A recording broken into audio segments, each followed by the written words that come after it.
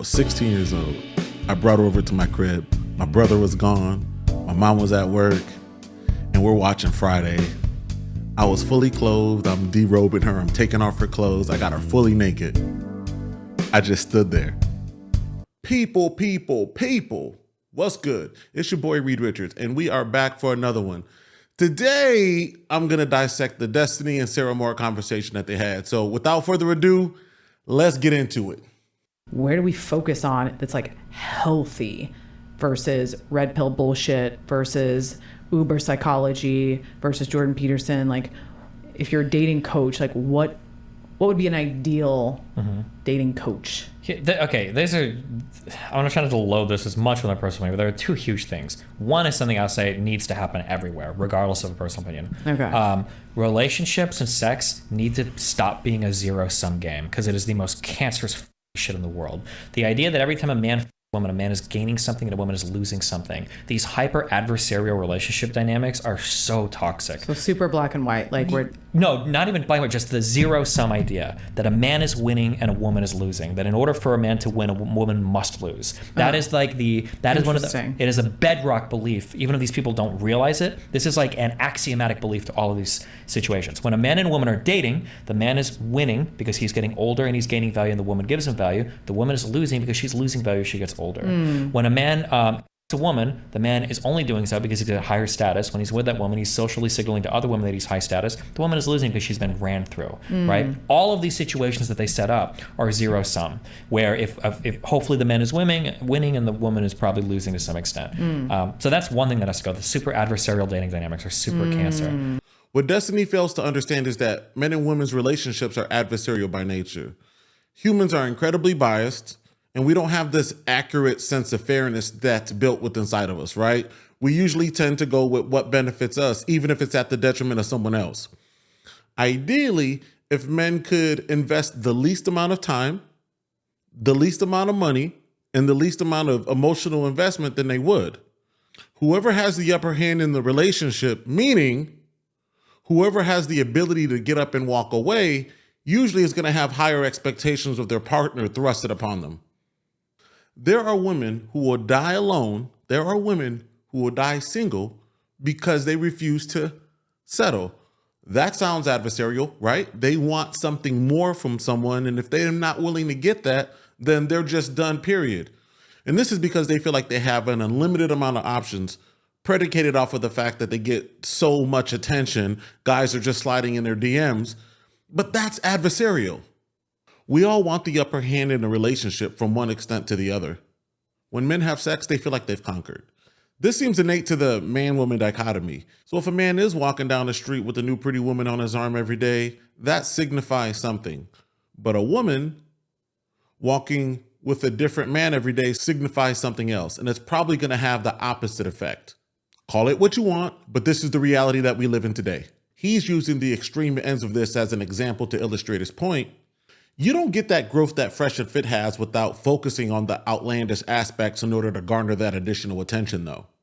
The second thing, I would fight on this, but it's going to be hard. There has to be relationships are built on mutual respect.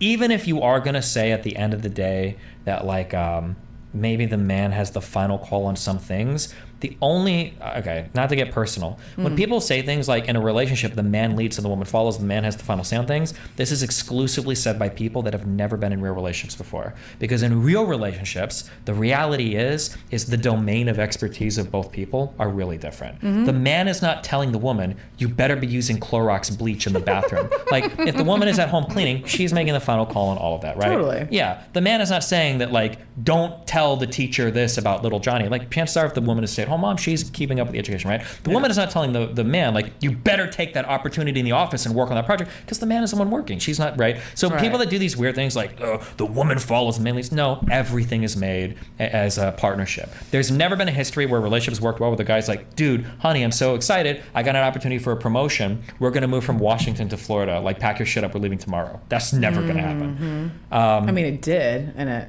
Well, it can, but usually it doesn't work out very well. Yeah. If it's just, I'm not saying that a man can't say like, I got it, like, let's talk about this. I got a promotion. We can do this, but. Okay. Talk to me here for a minute. What does that relationship look like where a woman leads? Walk me through how that relationship looks like and how she treats her husband. When he refers to the domain of expertise, is Destiny saying that a woman picking out the cleaning products is leading? Is that what he is defining as leading a relationship? When you cook food, do you lead in the kitchen? When you clean the house, do you lead in household? It sounds like he's conflating normal household chores and basic duties as leading. In this example about moving from Washington to Florida, at the end of the day, if the man is leading, they move. Now, where we should focus on is how that's communicated. And this is where Destiny does have a valid point. Some of these guys more on the extreme side do make it seem like it's, hey, pack your shit up and we're moving tomorrow. Like, that's not really how that works. Well, that's not what an effective leader does anyway, right? How it's communicated is where we should focus on. And far too often do we have the guys who make it seem like, pack your shit and we're moving. That's not really effective. Let's be serious, right? When you lead, you're leading by inspiring, you're leading by motivating. And so you know it's going to be an emotional pill, not a logical one. You don't lead with coercion. You don't lead with threats. But you are moving to Florida, though. Whenever they give examples on this, their example is always like, what if somebody breaks into the house and I've got to grab a shotgun and fucking kill him? Or what if we're walking home from dinner, I've got to choose which alley we go down. It's either rape alley, murder alley, or the one with the knives. Who's going to protect you, right? And it's like, bro, like these guys talk like they're fucking James Bond. Like what is like an average, like your average relationship, like your biggest fights are not that dramatic. Right. Usually it's over shit like the guy's not willing to do any dishes after dinner. The woman is like bugging the guy too much when he's at work. Like usually the fights that are really dramatic are not about fucking people getting murdered. But every example they give about like the man leading is always like some life or death Jason Bourne situation. Well, they talk about protecting and providing, and I'm like, wait, protecting you against what? Like, when's the last time I saw a lion in the wild like coming to get me and my baby? Yeah, exactly. I don't. That doesn't happen. And the kill shot to that too is like, if a woman wants to stay safe, the best bet is to just never date a man, because the most threat to a woman is usually domestic violence. Yeah. So it's not even like a good argument. Yeah. There does seem to be this overemphasis on protection. I will say that. I don't believe that the average man is going to take on a group of people. He's going to get his ass beat and he might run away. So let's just be very clear about that. The average guy doesn't train. The average guy isn't that fit. The average guy isn't that strong. They're just average, right? Most people are most people. He's going to get his ass beat and he's going to lose his girl anyway. And that's the intriguing thing about this comment. She's missing the point. The world has already been civilized. Men have civilized the world so much that a lot of those threats have already been taken care of. I mean, it's easy to say you don't need men now. So all you hear is about the hate, the vitriol, all of this stuff from men. But you never hear about the praise. You never hear the adulation, all the good things that men have done to do these things. It's only focusing on the bad things. Now, but more importantly, what does that say about a person who thinks that way? The person that has been afforded all of these opportunities to grow and flourish in a civilization that is thriving. And there's half the population and you demonize them and they're the ones that did this for you. Like, what does that say about you as an individual? That's pretty damn convenient, right? Oh yeah, and for the kill shot, why women shouldn't date men? Well, what's the biggest threat to kids? Moms? Get the fuck out of here.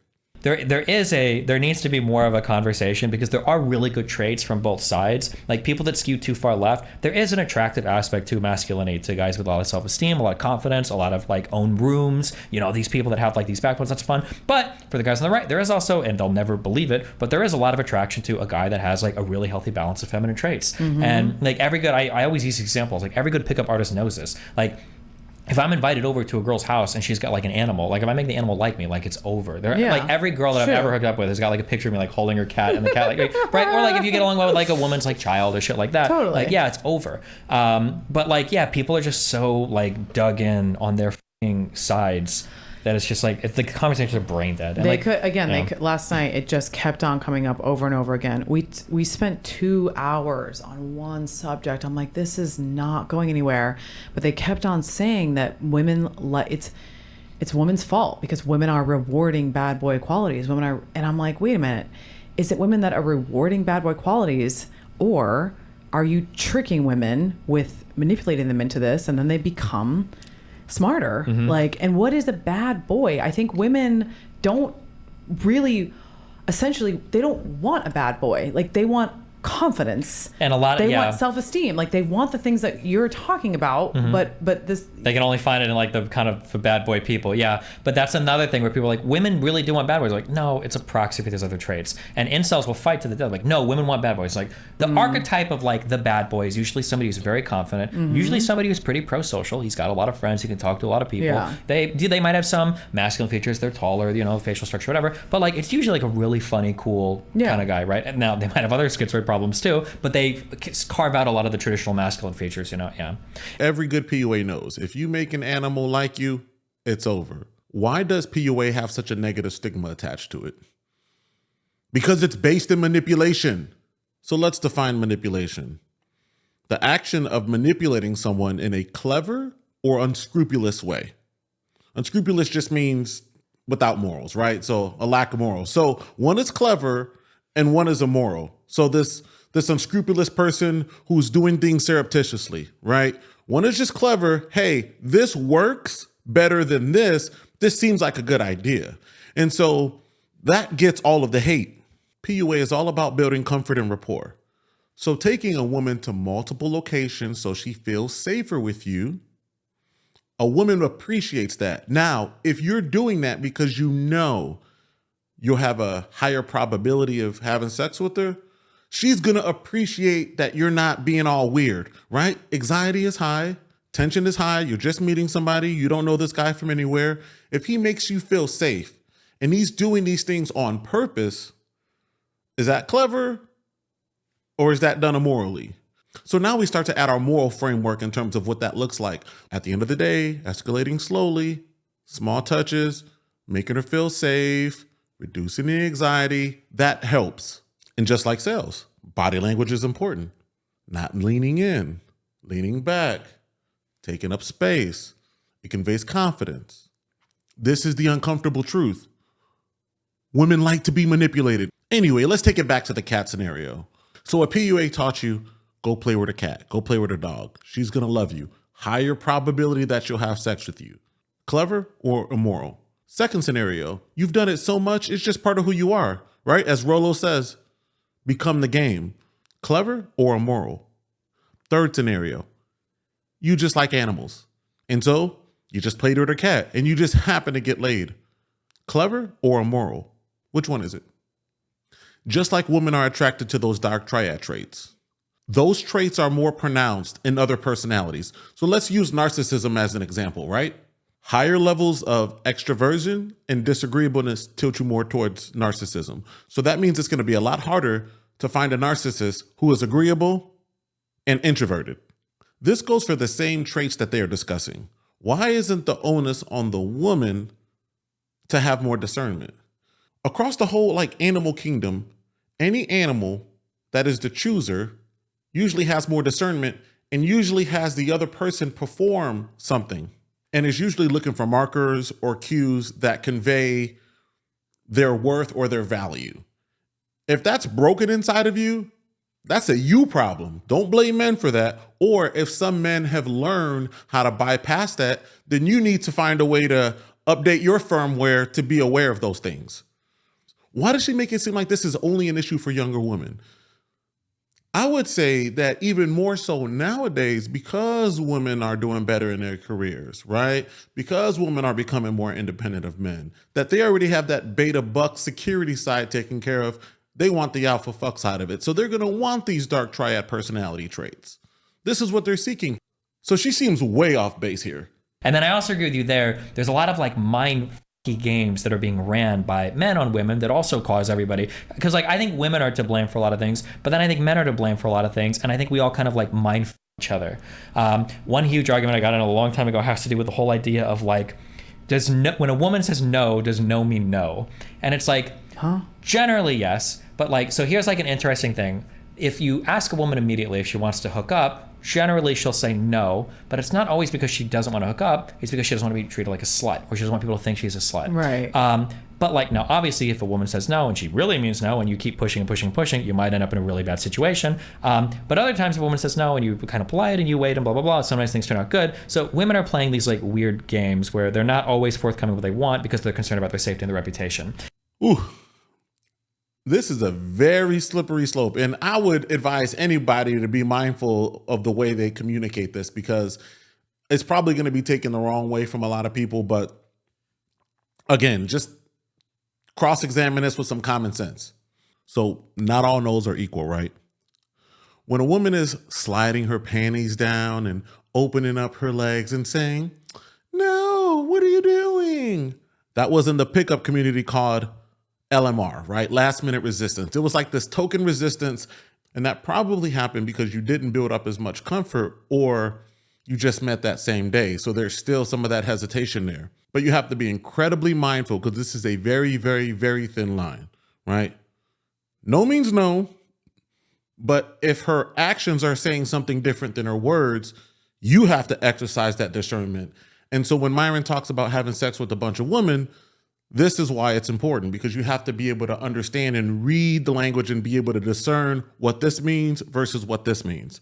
So if you've been in this situation before, you're going to have the experience and have the tools and know what to do in order to bring down some of that anxiety and some of that tension and make it an overall better experience for her. They're going to appreciate that. And if you're not experienced and you're the guy from scenario number 3 who's not really picking up on these things, you just kind of lucked into it. Well, now she's throwing herself at you. You don't quite know what to do. You don't know how to read through the lines. She's uncomfortable because she's like, why doesn't he just do this? Why don't you just do this? He doesn't know, energy and vibes all off, and you just screwed it up. Oh man, this kind of reminds me of when I lost my virginity. I was 16 years old. I brought her over to my crib. My brother was gone. My mom was at work, and we're watching Friday. I was fully clothed. I'm derobing her. I'm taking off her clothes. I got her fully naked. I just stood there. She was uncomfortable. She was naked for like 30 minutes thinking like, what are we going to do? I'm fully clothed. I never did anything. She got up and she left. The next day I had sex with her best friend. That's how I lost my virginity.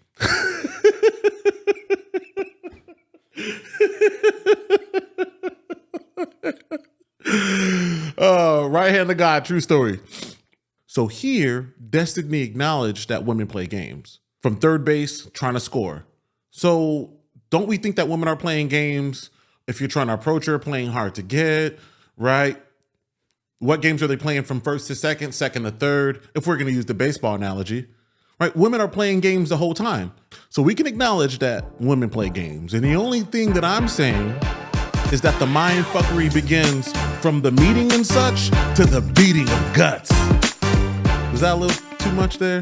We'll keep that in there. So again, like you're going back to, it's a 23-year-old, have sex with a 23-year-old, but then like settle down with like 28, 29. Mm-hmm.